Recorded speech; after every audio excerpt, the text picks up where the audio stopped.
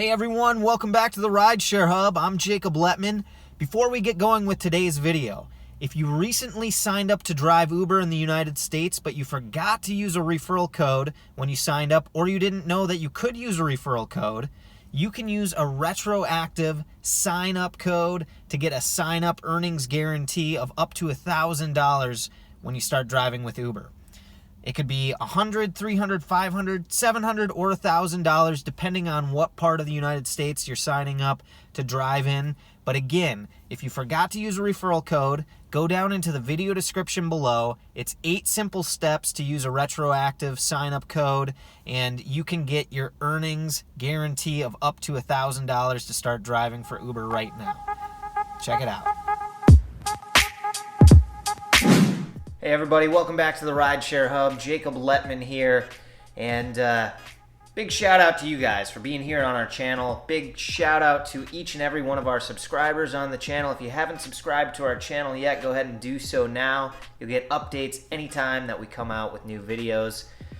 Yeah, updates sent right to your smartphone or device, whatever you got. All right, you guys, so wanted to make a video today. Received an email from the CEO of Uber, as I'm sure many drivers out there that drive for Uber did as well. And basically this comes because of the ongoing, call it, legal battle between Uber and especially between the state of Uber and California in regards to the bill AB 5 that was passed, which would deem it so that independent contractors and gig economy jobs are much more difficult to classify as independent contractors, making them deemed employees. And so with becoming employees, that comes with benefits like health care, paid time off,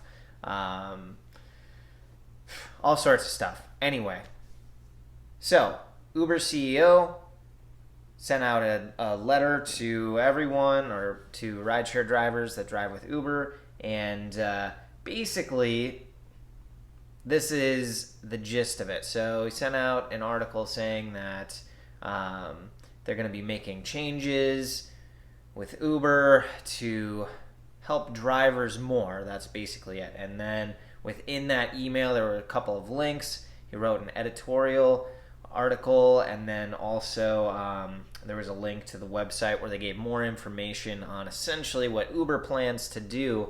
And the deal is this: there's no sugarcoating. This is basically what it is. Uber does not want to have to reclassify its drivers in the state of California as employees. Their argument is that it would cost them too much. It would take away drivers' freedom and flexibility, which wouldn't have to. That is up to Uber's discretion to change that if they so choose. Basically, the bill just states that gig economy workers that are working this much in these conditions deserve to be treated as employees, receiving guaranteed wages and benefits to better take care of them. And essentially Uber and Lyft, you're not doing that right now. And Uber is like, well, it's going to cost us way too much money to reclassify all of these drivers as employees instead of independent contractors. So they are, I don't know if I would say desperately, but they are definitely trying to make a push for bills and new laws that would kind of meet in the middle, essentially. So they're trying to create a whole new option between independent contractors and employed workers. They want gig economy workers, which would kind of be the best of both worlds. Now, I can appreciate that a lot of drivers do want the flexibility of being independent contractors, being able to sign on whenever, and that's great. And it's really great, especially if you drive very minimally, very part-time, just as an extra way to make a little extra income. But if you do this as a career and you drive full-time, then they're really dropping the ball taking care of those drivers. Really, anyone that drives, I would say, over 20 hours a week, your car is going to get beat up. As we already know, all the drivers, your car is going to be depreciated. If anything happens, there's no real assistance for you. If you get sick, good luck. All sorts of things. Or, or if this happened, right? The economy is bad and people aren't taking rides, then there's no guarantee of work. And or if things are slow, right? Even on the other side of this pandemic, if things are slow and there's not a lot of rides and you're not making enough money to pay the bills, well, there's no accountability for Uber. So anyway, basically reading through on the website, clicking the link to get more of an idea of what they're advocating for, the CEO of Uber is advocating for. Here are the things. Okay, so advocating to government for benefits and protections. I'll just go ahead and read this. Driver-directed funds. Today you may be on your own if you need to take sick leave, plan for retirement, or buy health insurance. We believe gig companies should be required to offer more support by contributing money to individual benefit funds, which you can then direct towards the benefit that matters to you most. So, basically what they're saying here is we would like to give money to drivers, and again, there's really no details on how this would all go down yet. This is just a broad, this is what we would like to do. But they would basically take money, put them into a fund for drivers that they could use at their discretion for their own benefits. Now, where was I reading that?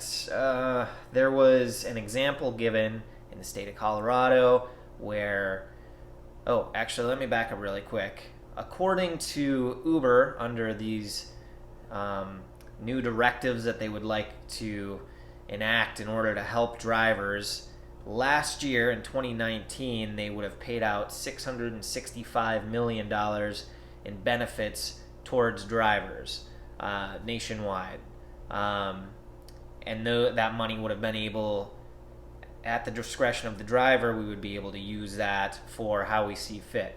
Now, what's funny about that is they gave one example, right, of a driver in Colorado that drove, I think, 35 hours a week, who would have earned, under this new program, I think essentially like $1,300 over the year in a benefits package from Uber that they could use at their discretion. Now, that's great, but the issue with that is the way that that comes out is it turns out as an either or. $1,300 would be enough for either health insurance premiums, or sick time, paid time off if needed. So it's not both, right? So it's kind of one or the other. Okay, well, let me keep going with this. All right. So that's one thing. Injury protection. Today, when you drive with Uber, we maintain auto insurance on your behalf. You can also choose to buy optional injury protection. If we're successful in working with government to update laws, we would be required to maintain this insurance for you. So if you get injured while driving or delivering, you have help to cover the cost, including medical bills. Again, how much help, right? Are we talking hundreds of dollars? Are we talking a small percentage? So it's very vague. Protection from discrimination. Today in certain states, if you experience discrimination or harassment because of your race, gender, age, sexual orientation, or other protected characteristics while driving or delivering using an app, the laws in your state may not protect you simply because you're an independent contractor. We believe this is unacceptable. Everyone has a right to protection from discrimination, and we will work with government to provide that. Also, still vague and kind of a pipe dream for all states. So, I don't know. I'm not taking away a whole lot from this so far. This tool, I think this would be very helpful. I do appreciate this. Providing local earnings estimates. So we want to take the guesswork out of earnings by giving you more information that can help you make the most of your time on the road. By the end of 2020, drivers in more than 30 U.S. cities will be able to check the driver app to see how much other drivers in their cities have been earning recently. So that helps, especially for like newer drivers, to get more of an idea on what they can make if they need to start driving rideshare or are shifting from being an employee somewhere and taking a crack at driving rideshare. This gives you another tool in order to help you figure out how much you can earn. So why don't we have that already? We should. Okay, and then I'm not going to read these. Prioritizing your feedback, investing in lifelong learning. We'll continue to invest in educational programs such as our partnership with Arizona State University. Good. That's also very helpful. That's super. That's one university nationwide. Okay. So, and then they want feedback, and basically, all right, so here's the deal. This is going to go round and round until it settles, basically. And no one really knows how it's going to play out because a lot of it is out of the driver's hands right now, and it's really more of the state. And again, state of California, all the drivers there, what happens in your state is going to set a precedent for the rest of the nation and potentially the rest of the world, and how Uber handles taking care of their drivers. So basically, a lot of government in California is not going to back down from Uber on this and pursuing these lawsuits and having Uber and Lyft reclassify drivers as employees.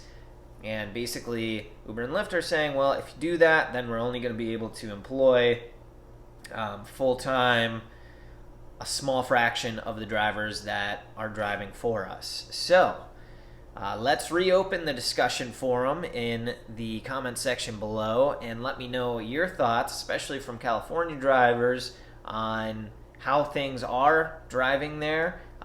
Whether or not, so if we'll have a link for this in the video description below. If you haven't read it already, definitely read it, because I want to know your thoughts on if you think that the CEO of Uber is being genuine, if you think this is a good approach to go for trying to rewrite the laws in states nationwide, essentially, to create a separate entity of gig workers. So independent contractors, employees, and gig workers. That's kind of basically what they're saying they want to do. And they don't want to give drivers all the benefits of being employees so that they can maintain their flexibility of schedule, which again, they could, if they wanted to, they could work out a way to do both. But they're saying they can't, that logistically that's impossible. And I don't know if I believe them on that or not. But anyway, do you think that they're doing enough? I think personally this may be just another gimmick to try and push things back as long as they can in order to avoid reclassifying drivers as employees. That's my 2 cents. I've got more research to do on it all. Again, this all was very vague, but maybe it'll turn into something positive. I don't know. Let me know what you think in the comments section below. I'm Jacob Letman. This is the Rideshare Hub. Until the next time, you guys, stay safe out there.